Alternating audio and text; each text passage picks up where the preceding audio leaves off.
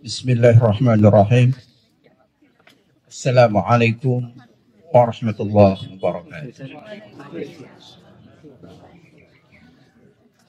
Alhamdulillahirabbil alamin. Wassalatu wassalam ala asyrafil anbiya wal mursalin Muhammadin wa ala alihi wa ashabihi wa dzurriyyatihi wa ummatihi ajma'in. Puji syukur kita panjatkan kehadirat Allah Subhanahu wa taala yang pagi ini telah memperkenankan kita semua bertemu di sini dalam forum yang insyaallah penuh barokah ini. Kita mulai saja pada hari ini, Ibu. Saya ingin menyampaikan kata habbaba dalam Al-Quran. Artinya cinta. Al-Quran menyebut kata cinta sebanyak 95 kali dalam 85 ayat. Pagi ini saya hanya akan menyampaikan beberapa karena cinta di dalam Al-Quran hanya ditujukan kepada dua hal. Jadi cinta yang disebut dalam Al-Quran disebutkan pada dua hal. Yaitu yang pertama kepada Allah dan yang dicintai Allah. Dan yang kedua kepada selain Allah dan yang dibenci Allah. Jadi kita boleh memberikan cinta, bahkan wajib mencintai Allah dan yang dicintai Allah, dan haram mencintai selain Allah dan yang dibenci oleh Allah. Ya, cinta ada yang boleh, ada yang haram. Ada yang wajib, ada yang haram. Hub dan hak. Yang pertama kali ingin saya sampaikan, hub artinya cinta. Hub artinya cinta, tapi hab kalau di fathah artinya biji. Misalnya di surat Al-Baqarah ayat 261 pakai hab. Habban, ya. Biji, benih. Kenapa? Karena cinta itu seperti benih. Ya harus disirami, harus dirabu, harus dilindungi dari hama.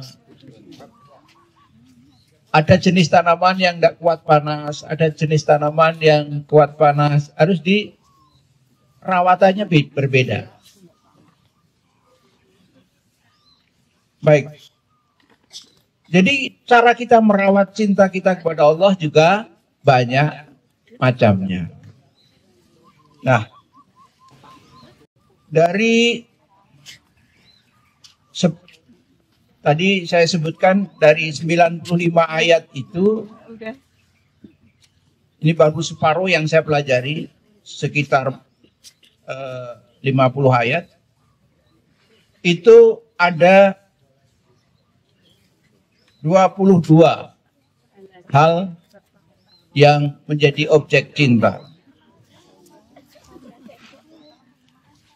Jadi yang pertama adalah Allah. Cinta itu kepada Allah. Yang kedua, dunia atau akhirat. Pilihan. Ayat 152 Ali Imran. Yang ketiga, harta. Itu sampai 3 ayat. Dari 50 ayat sampai 3 ayat. Kemudian yang tidak boleh dicintai, dosa dan kekufuran. Tidak boleh dicintai.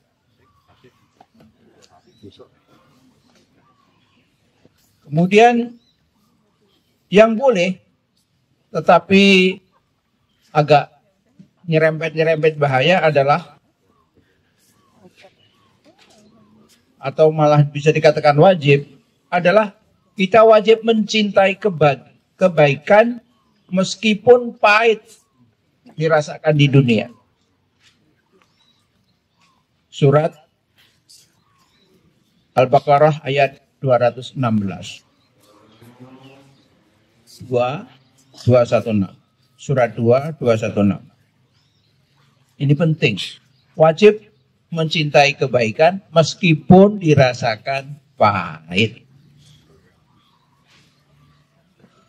Kemudian yang diharamkan selanjutnya adalah melampaui batas. Ini 3 ayat juga. Surat 2 ayat 190. Surat 7 ayat 31 dan 55.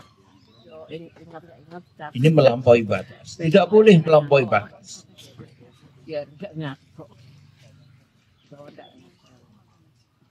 Kemudian yang dicintai Allah selanjutnya adalah orang yang berbuat baik. Jadi kita yang dicintai Allah itu orang yang berbuat baik. Kita diiming-imingi untuk menjadi orang yang berbuat baik. Ini 2 ayat. Kemudian orang yang takwa. Cuma 1 ayat. Kenapa? Karena susah menjelaskan takwa. Pernah kita bahas ya, 258 kali dalam 220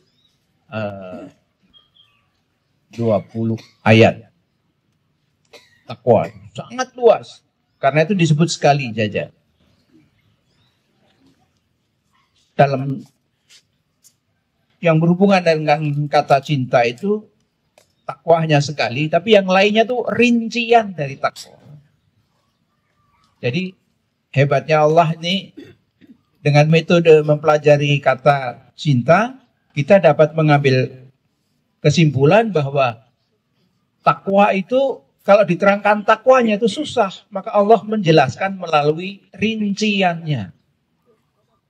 Misalnya tadi berbuat baik, itu ciri orang bertakwa, maka dikatakan Allah mencintai orang yang berbuat baik. Allah mencintai orang yang berdoa dan bersemangat. Surat 3, surat Ali Imran 147 misalnya. Tapi tidak ada hubungannya. Kita baru mengerti bahwa orang takwa itu rinciannya banyak, Pak. Allah mencintai orang yang bertaubat. Surat 2 ayat 222. Wah, ini bagus sekali angkanya. Surat 2 ayat 222. Orang yang suka bertaubat.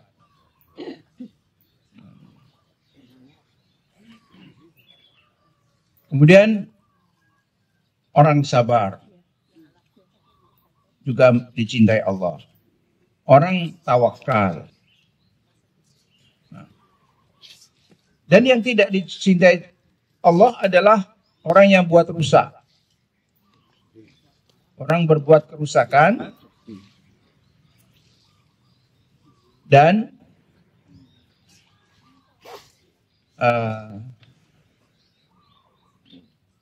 orang yang menyembah selain Allah. Kemudian 2 lagi adalah orang yang sombong, dan 1 lagi kata-kata buruk. Kecuali diucapkan oleh orang yang teraniaya. Kata-kata buruk kalau diucapkan oleh orang yang teraniaya itu masuk akal lah. Allah tidak murka. Jadi ibu-ibu, bapak-bapak sekalian, itu tadi sepintas tentang klasifikasi apa yang dicintai Allah, yang wajib kita cintai juga, dan apa-apa yang dibenci Allah yang kita harus membencinya juga. Nah, Nanti insya Allah nanti akan ketemu ayat-ayat yang aneh yang cocok dengan situasi masa kini. Mudah-mudahan sampai. Yaitu surat 3 ayat 188. Yaitu perbuatan yang dipuji banyak orang, tapi belum tentu baik. Ada orang yang perbuatannya dipuji banyak orang, dan sampai dia itu membanggakan karyanya. Ini loh, karya saya, misalnya SMK atau apa. Tapi ayat ini mengatakan, tadi kan cuma contoh ya, bisa nggak sengaja tadi, sengaja ya nggak apa-apa ya. Jadi ngerti. Ya, dipuji banyak orang, tapi Allah tidak memujinya, mengatakan tunggu, jangan keburu bangga. Nah, ini surat 3 188. Artinya kalau nanti saya tidak sempat membacanya, penjenengan cari sendiri. Ya. Baik, kita masuk kepada ayat sekarang ya. Tadi kesimpulannya udah. Saya selalu memberi kesimpulan di depan ya. Supaya kalau ngantuk-ngantuk itu yang penting kesimpulannya udah dapat. Bismillahirrahmanirrahim. Yang pertama, ini adalah ayat yang sangat penting. Tentang cinta. Surat Al-Baqarah 165.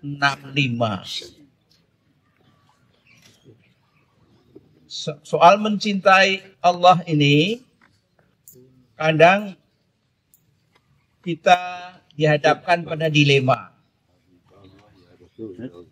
Mencintai anak, mencintai harta, macam-macam. Sampai ada kata-kata,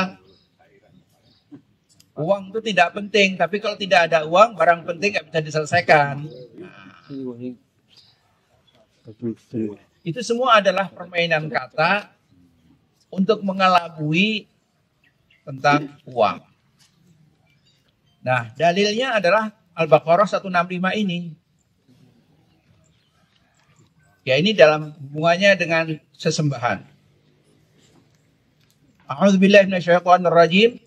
Wa minan nasi man yattakhidhu min dunillahi andada. Yuhibbunahum ka hubbillah. Walladzina amanu asyaddu hubban lillah.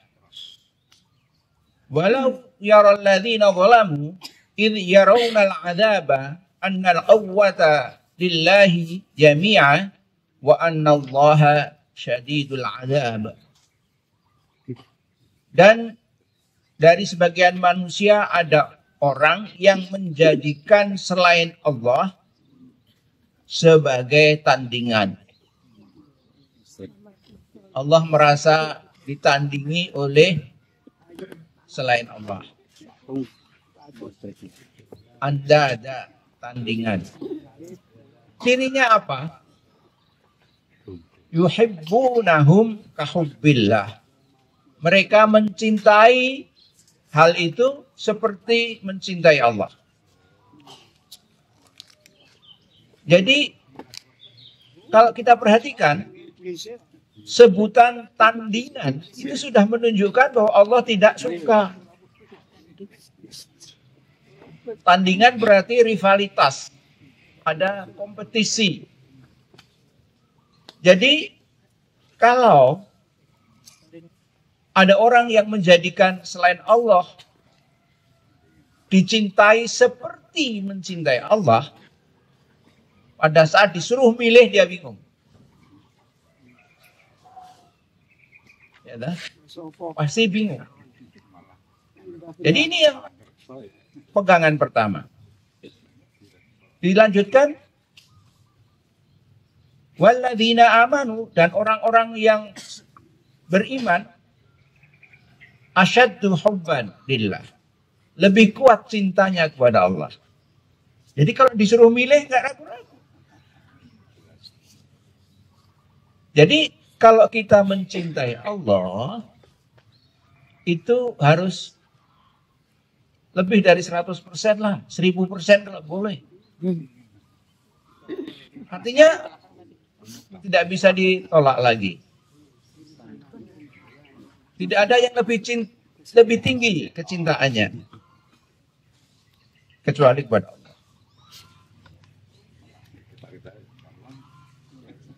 Walau yaral ladzina zalamu, dan sekiranya orang-orang zalim itu melihat.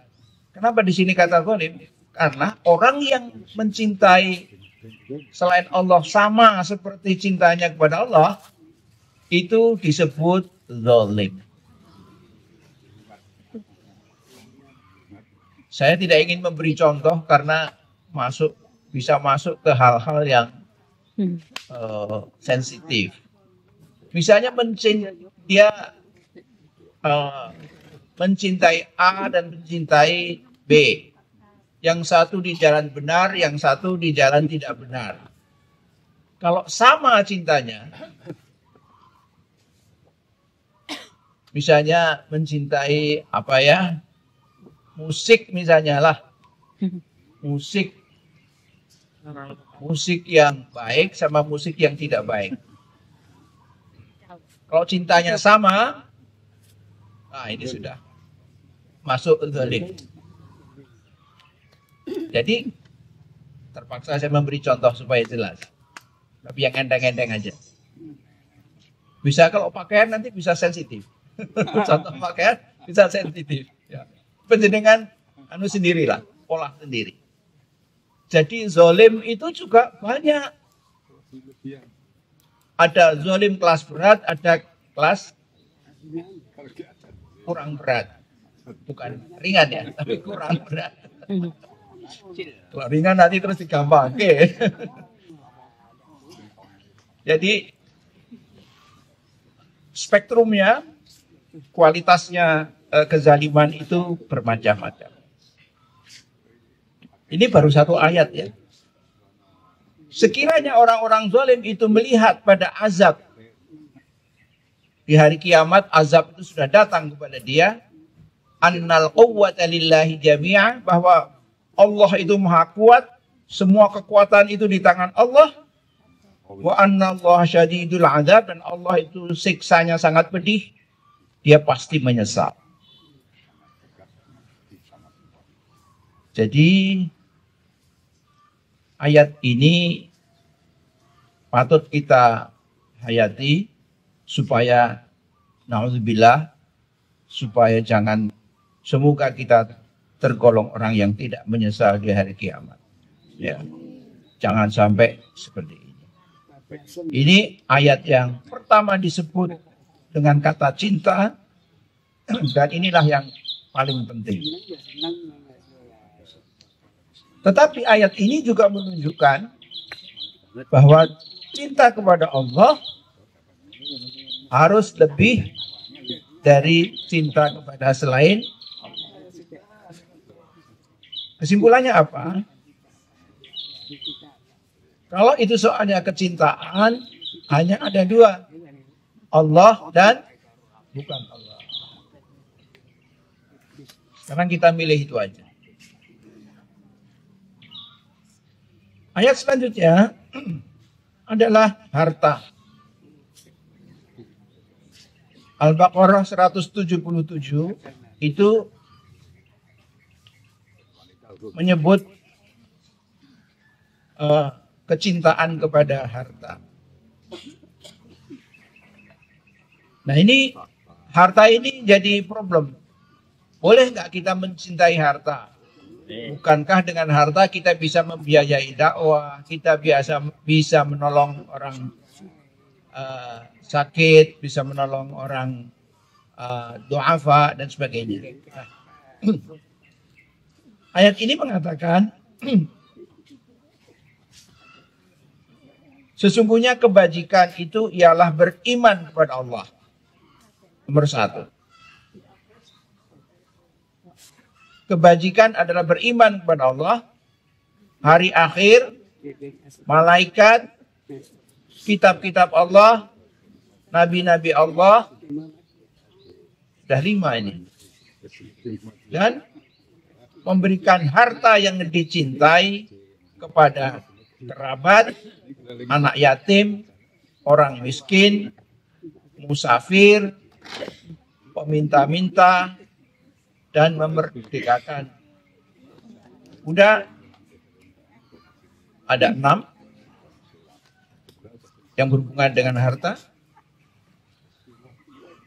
Kemudian melakukan sholat, membayar zakat, dan menepati janji apabila berjanji, dan sabar dalam kesempitan, penderitaan, dan peperangan. Jadi ada 8 hal yang harus dipegang, di mana yang ke 6 adalah ada 6 aspek tadi. Ada kerabat, ya, tentang harta itu 6 orang yang harus didulukan. Jadi harta ini boleh, kaya boleh, tapi pegang ayat ini. Jadi siapa yang mengharamkan harta itu kayaknya perlu membaca ayat ini. Jadi kaya itu boleh, tapi hak orang terhadap harta kita juga diberikan. Yang pertama disebut tadi adalah keluarga dekat, walaupun bukan Muslim, ya, keluarga dekat atau tetangga dekat. Bahkan dalam hadis itu dikatakan kalau masak baunya tetangganya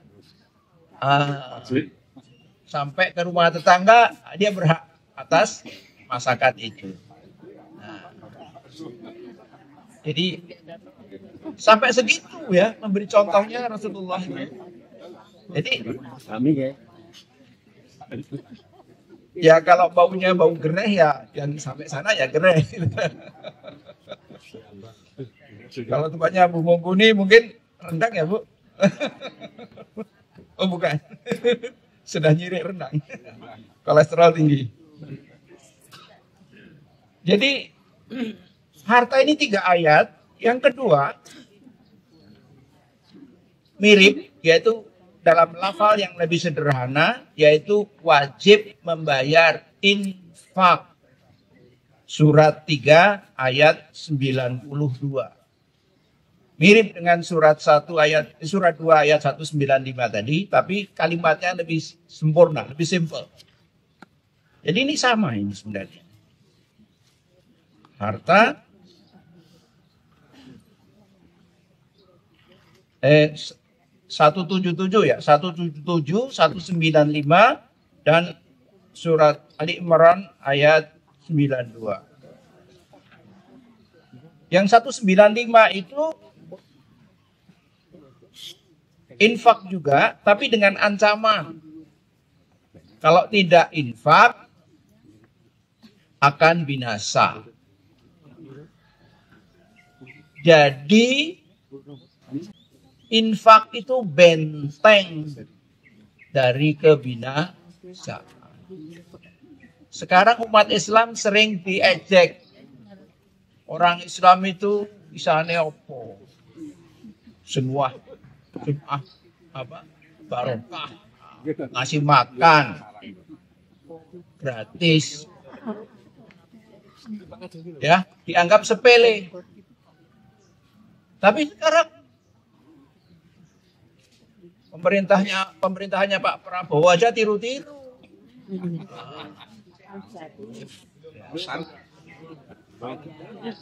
Rencananya ya enggak apa-apa tiru-tiru. Untuk ya rakyat kok. Yang penting RAPBN-nya tidak nyumplang kan gitu. Jadi hadirin, ada orang yang mengatakan, ayo kita ngurusi macam-macam politik lah apa gitu, demo lah, ojomeng semua berkah. Jangan disepelekan. Ini infak seperti inilah yang membentengi umat Islam dari azab Allah. Jadi jangan disepelekan. Ayo kita menjadi orang baik yang konkret saja. Dianggap lemah. Orang yang menganggap lemah itu orang yang tidak tahu pertolongan Allah. Karena itu kunci untuk membuka pertolongan Allah. Kita tidak akan menang dengan bagi sego itu betul. Tapi pertolongan Allah bisa datang dengan sego. Sak penak, rong penak itu. Saya punya kawan yang wafat Ramadan 1,5 tahun yang lalu. Usianya 4 tahun lebih tua dari saya. Saya masih SMA, beliau sudah hampir insinyur waktu itu. Kuliah di UGM. Kosnya di tetangga saya. Sudah sepuh. Tapi kalau Jumat, pensiunan. Tapi kalau Jumat, bawa mula-mula 25 bungkus nasi. Habis subuh, dia bagikan kepada orang-orang yang masih tidur di pinggir jalan itu. Dibangunin, kasih. Lama-lama banyak orang yang titip. Sampai akhirnya dia minta tolong saya. Aku diwangi apa om? Ya apa cak? Bau saya kira terus aku gak iso nggowo. Orang titip mulai dari 25 bungkus akhirnya 200. Ke Jalan Solo itu ya saya temenin lah.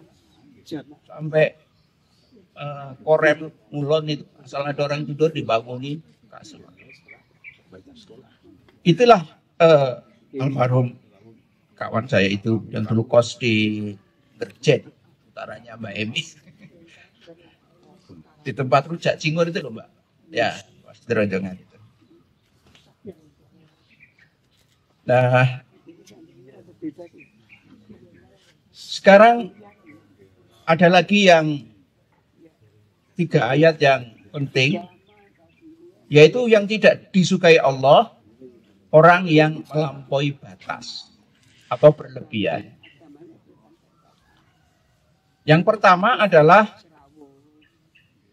perangilah orang-orang yang melampaui batas. Artinya yang membuat kerusakan sampai merusak tatanan masyarakat. Diperangi. Kalau mampu, kalau enggak.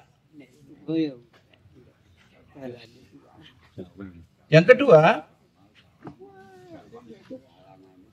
pakailah pakaianmu yang indah di setiap memasuki masjid. Maksudnya mau sholat. Kalau jagung pakai pakaian bagus, kalau sholat mestinya juga pakai pakaian bagus. Jadi pakailah pakaianmu yang bagus di setiap sholat atau di setiap masjid. Makan dan minumlah dan jangan berlebih-lebihan. Pertanyaannya, kenapa pakaian di waktu sholat diletakkan berdampingan dengan makan dan minum? Kenapa? Ada pelajaran di situ. Kalau mau sholat, pakailah pakaian bagus. Oke. Kalau mau jagong juga pakai pakaian bagus, pakai gincu segala. Tapi jangan berlebih-lebihan. Ada kata jangan berlebihan. Artinya kalau mau sholat nggak perlu pakai gincu. Ya kan?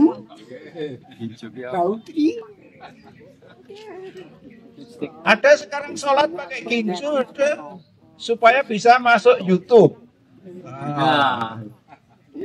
Pakai bedak. Nah, itu mengurangi keikhlasan kita dalam beribadah. Jadi kalau kita cermati ayat yang kelihatannya sederhana ternyata mengandung pelajaran yang penting. Dan yang selanjutnya adalah wahai anak Adam, surat 7 ayat 31. Wahai anak Adam, pakailah pakaianmu yang indah di setiap memasuki masjid, makan dan minumlah dan jangan berlebih-lebihan. Sesungguhnya Allah tidak menyukai orang yang berlebih-lebihan. Nah, jadi kalau sholat jangan pakai baju yang instagramable, nggak perlu. Makan itu juga, sekarang orang makan masuk makan di resto yang indah gitu terus jadi profil ya, atau jadi history. Nasib baik saya nggak punya Instagram, nggak punya Facebook, jadi nggak perlu repot dengan hal seperti itu. Jadi surat 2 ayat 190, surat 7 ayat 31 dan 7 ayat 55. Nah, yang 7 ayat 55 ini jangan melampaui batas dalam berdoa. Berdoalah kepada Tuhanmu dengan rendah hati dan suara yang lembut. Sesungguhnya Allah tidak menyukai orang yang melampaui batas. Ya, jadi suaranya yang rendah, nggak perlu teriak-teriak. Dengan rendah hati, nggak perlu sambil nangis-nangis, keruh-keruh, nggak perlu.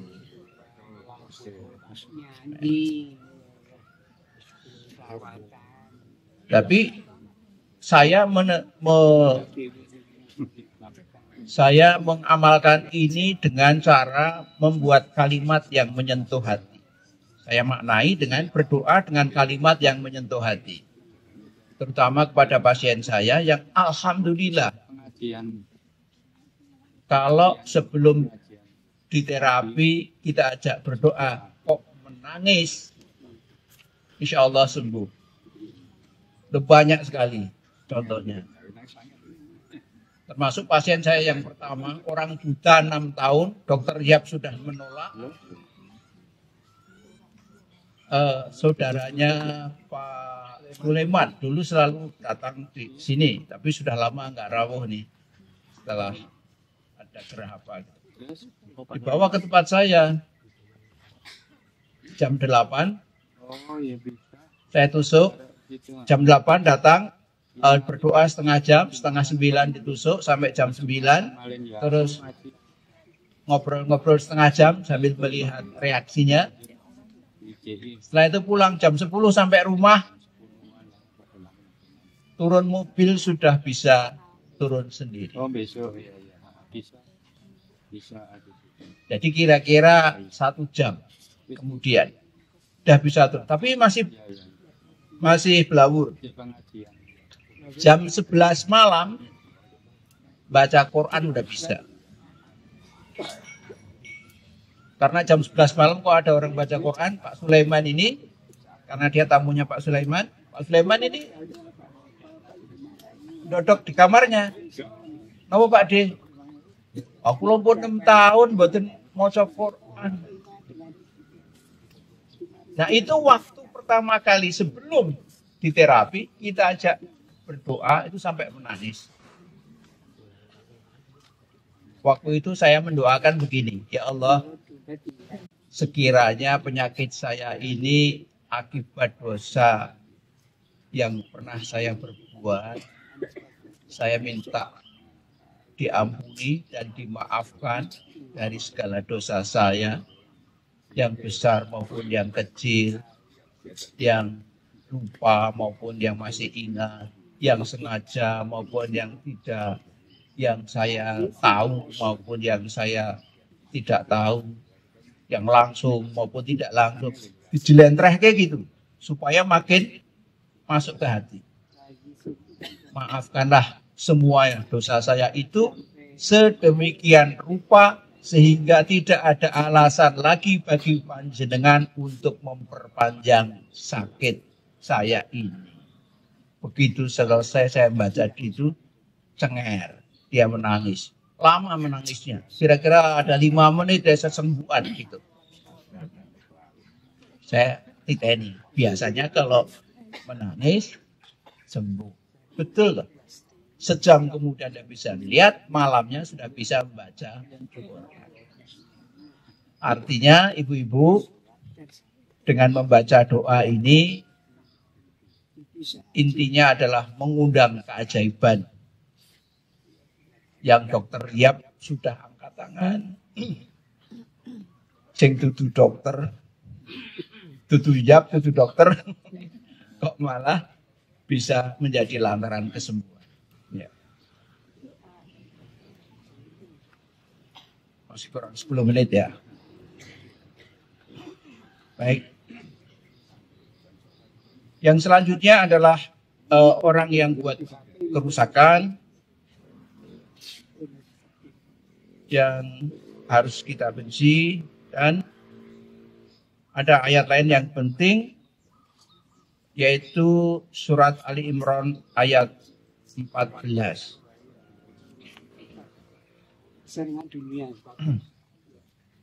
Surat Ali Imran ayat 14 ini penting, sering disalahartikan. A'udzubillahi minasyaitonirrajim. Zuyyina lin-nasi hubbus syahawati minan nisa'i wal banin wal qanatiril muqantarati wal minadh-dhahabi wal fiddati wan nakhl musawwamati wal an'am wal harth. Dzalika mata'ul hayatid dunya wallahu 'indahu husnul ma'ab. Dijadikan indah pada pandangan manusia cinta kepada apa yang diingini, yaitu wanita, anak, harta yang banyak dari emas dan perak, kuda pilihan, binatang ternak, sawah ladang, dan itulah kesenangan hidup di dunia, dan di sisi Allah lah tempat kembali yang baik atau surga. Ayat ini sering disalahartikan dengan mengatakan ayat ini bukti bahwa boleh mencintai beberapa hal tadi. Wanita, anak, harta, emas, perak, kuda, dan sebagainya. Tapi tanpa catatan. Boleh gitu aja. Menurut saya, kata zuyyina di sini, ini tafsir saya. Zuyyina itu sebenarnya dihias. Zain itu hiasan. Zuyyina itu dihias. Manusia dihias dengan cinta kepada syahwat. Pertanyaannya, siapa yang menghias? Siapa bilang mana ayatnya bahwa Allah? Nah, jangan tiba-tiba kita mengatakan Allah menghias, bukan. Ternyata bukan. Iblis yang menghias. Surat 15 ayat 39. Surat Al-Hijr ayat 39. Iblis berkata, ya Tuhan, oleh sebab Engkau telah memutuskan aku sesat, pasti aku akan menjadikan manusia, aku akan menghias manusia perbuatan maksiat. Dan pasti aku menyesatkan mereka semua. Jadi kata menghias itu bukan dari Allah. Maka di sini ayat ini kalau digabungkan surat Al-Hijr ayat 39 dengan ayat Ali Imran ayat 14 tadi adalah kita harus waspada. Jangan sampai kecintaan kita kepada anak, harta, dan sebagainya tadi masuk perangkap iblis. Ya. Nah, saya ingin menambah suatu ayat lagi tapi agak panjang, tapi ya sudahlah, saya anukan artinya aja.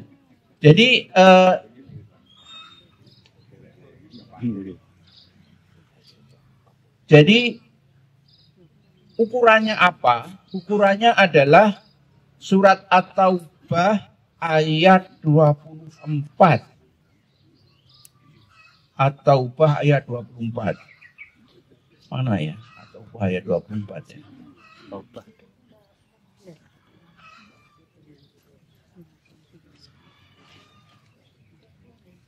At-Taubah. Iya. Di sini Qul in kana aba'ukum wa abna'ukum. Jika kamu lebih mencintai orang tua, anak, istri, keluarga, harta, perdagangan, apalagi rumah, satu lagi apa Pak? Abna'ukum wa azwajukum wa asyiratukum. Ada 8 hal. Lebih kamu cintai dari Allah dan Rasulnya dan jihad di jalannya. Fatarabbasu hatta ya'ti Allah bi amri. Tunggulah Allah menyelesaikan urusannya denganmu. Itu kalimat menunjukkan Allah murka. Jadi cara kita memberi prioritas itu yang pertama Allah, Rasulnya, dan jihad di jalannya. Baru yang lain-lain. Ini ukurannya. 3 harus menang dari 8. 8 kali 3 berapa Pak? 24. Betul. Ayatnya nomor 24. 3 kali 3? 9. Suratnya nomor 9. Gampang paling eling-eling. Allah sudah meletakkan di tempat yang mudah diingat. Surat 9 ayat 24. Itulah ukurannya kita mencintai dunia bandingkan akhirat. Kurang 3 menit, jam 7 kita akhiri saja. Mudah-mudahan ada manfaatnya. Sedikit ayat tadi, sedikit apa banyak ayat? Banyak ya. Ya apa-apa lah telung sasi pisan. Ini tadi baru saya sarikan dari 50 ayat. Dari 95 ya. Insya Allah sudah mewakili representatif bagaimana kita mengukur cinta kepada Allah dan selain Allah. Mudah-mudahan ada manfaatnya untuk panjenengan sami dan kepada untuk saya. Bila ada khilaf, saya mohon maaf. Wabillahi taufiq wal hidayah. Wassalamualaikum warahmatullahi wabarakatuh. Kita akhiri dengan doa kafaratul majlis. Subhanaka Allahumma wa bihamdika asyhadu an la ilaha illa anta astaghfiruka wa atubu ilaik.